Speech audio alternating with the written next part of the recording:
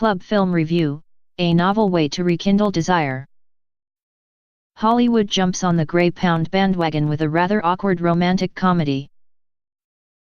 Like British films The Best, Exotic Marigold Hotel, Quartet, and Finding Your Feet, this is aimed at a lucrative market of retired cinemagoers with the time and money for midweek matinees. But while our homegrown filmmakers tried to create characters and situations their audiences could relate to, this glitzy US production is more of an aspirational fantasy. Diane Keaton, Jane Fonda, Candice Bergen, and Mary Steenburgen play four glamorous and fabulously successful old-school friends who have been meeting for a monthly book club since the early 1970s. One day, hotel magnate Vivien, Jane Fonda, suggests they read the erotic fantasy 50 Shades of Grey. It stirs the ladies' libidos and inspires some late-in-life adventure. Restaurateur Carol, Steenburgen, tries to spice up her love life with her motorcycle-obsessed, depressed husband Bruce, Craig T. Nelson. Federal Judge Sharon, Bergen, gave up on sex 2 decades earlier after divorcing Tom, Ed Begley Jr., but decides to try internet dating.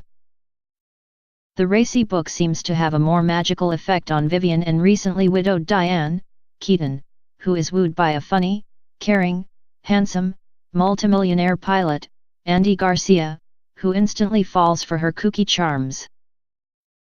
Meanwhile, commitment-phobe Vivien runs into her handsome ex-Arthur, Don Johnson, who she last saw when she dumped him 40 years ago. He's recently divorced, rich, and still crazy about her. Bergen's thread is the most convincing. There's a quiet dignity about the way this withdrawn lady tentatively resuscitates her romantic side. Her first dates are with regular-looking septuagenarians Richard Dreyfuss and Wallace Shawn, and they feel authentic enough.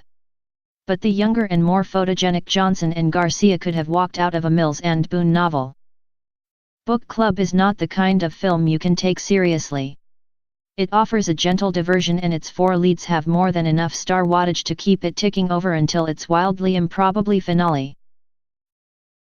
There are a few decent jokes, but you do wonder what they could have done with a smarter script. After all, Keaton was in The Godfather, Fonda was in Clued, and Bergen was in Carnal Knowledge. Must grey pound films be so unadventurous?